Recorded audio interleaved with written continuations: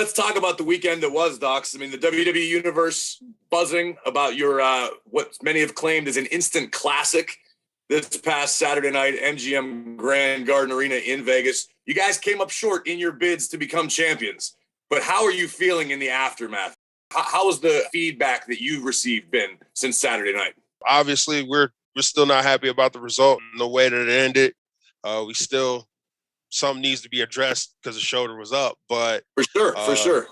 But nah, man, like the feedback has been unreal. I'm like, oh snap! I didn't think it was. I was like, I knew it was good. You know what I'm saying? I felt good going into it, but I was like, oh, the way everybody was talking about it, like people have been going back and watching it like over and over and over again. I'm like, oh wow, like, oh, it was like that. And then I watched it back finally. I'm like, oh snap, yo, it was nice. I said this to you on Monday. I sought you out before Raw started because I had to tell you from the bottom of my heart, I think Saturday night was the best match I've ever seen you have. And I mean that from my soul because Montez gets a lot of the glory. He's the frog splash guy. And Docs, you've always been the partner. And I think you did a great job Saturday night of stepping up your own game and saying, hey, no, we are the Street Profits. It's not Montez Ford and his buddy Angelo Dawkins. We are both high-level, high-caliber talents. And I think you had a bit of a coming out party for yourself on Saturday night. Did you feel that?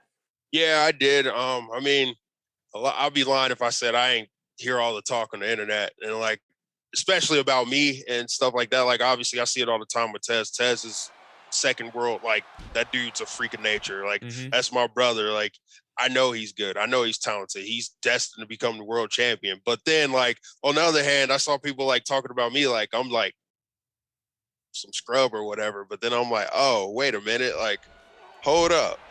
Like, oh, they must not know about me. Everybody talking about me in that kind of way, saying I'm like second fiddle. I'm just like, hey, what's up? I'm just the other guy or whatever. Like, oh, okay, cool. Like, I'll holler at y'all Saturday. I mean, like, I remember after SmackDown, we landed from Phoenix, landed in Vegas. I got to the hotel and like, it was just in my head and it was pissing me off to a degree. Like, I don't, like, you know me, I'm a quiet guy. Like, I'll joke around and stuff, but I try not to let a lot of things get to me. That was getting to me. And like, I just remember I went on a long walk down the strip. Like, I just walked just to clear my head. And I never really liked to go walking anyway, but like, I was like, you know what? I need to go clear my head. It was just one of those things like, all right, everybody thinks for some reason, some weird reason, and that I'm not good. And it was just more so like me, like, I'm very unselfish. So like, I do whatever I can to make the match great. And like, I'll like, you know what I'm saying? Tez is obviously the more out there guy. So like, I don't mind being in the background. Like, I star in my role. I'll play my role. I'm a role player in a way. But then I had to remind everybody like, hey dog, y'all gonna have to put some respect on my name. Like, this stuff, like the talk is starting to piss me off now, like y'all about to see a different me. As you guys were tearing the house down in Vegas, could you guys feel it? Did you know when it was happening that you guys were making magic? As soon as he tagged me in, I dove onto both the Usos, and I just heard the pop. Angelo gonna fall away, top rope down on the Usos. He landed on his feet. So I'm like, oh snap! The crowd going nuts, and like I'm in there, I'm running around, boom, and then finally when we hit the belly to back, boom. 1, 2, oh, and then the crowd, like, that's when, honestly, like, I was like, oh, snap, like, okay, we got him. We got him. We got him. We good. We good. And then, like, once we all had that 4-way standoff in the ring, and it was like, oh, yeah. Oh, this is what everybody's been talking about when you're feeling it, huh? All right.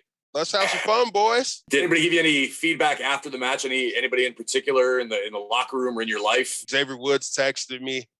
It was like, yo, that was crazy. And he also sent me the picture of my face where I made that like weird facial where your mouth was square. Wide open, like square or whatever. Somehow I like made my mouth square.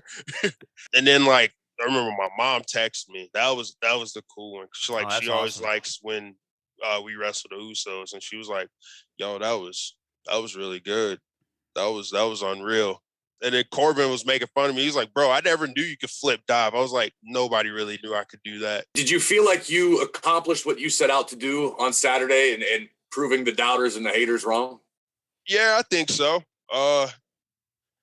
Yeah, I believe I did. It was just like one of those things, like everybody was complimenting me like, hey, like, we didn't know you had that in you. I was like, oh yeah, I guess I've been doing a crappy job of really showing it. But now, like I said, like it's a completely different me now. What do you mean by that? It's a completely different you. I mean, we've seen it. We saw a glimpse of it Saturday. We've seen it over the past couple of weeks. But in your head, in your heart, what makes Angelo Dawkins different today than a year ago or 3 years ago or the guy who showed up in Tampa in basketball shorts?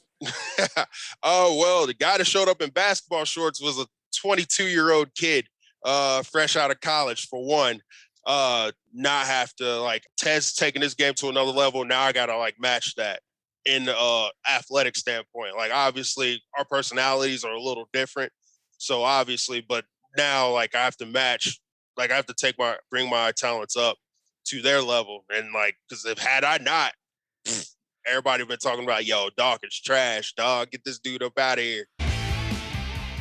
Like what you hear? Catch full episodes of After the Bell on Spotify. Follow us now and never miss an episode.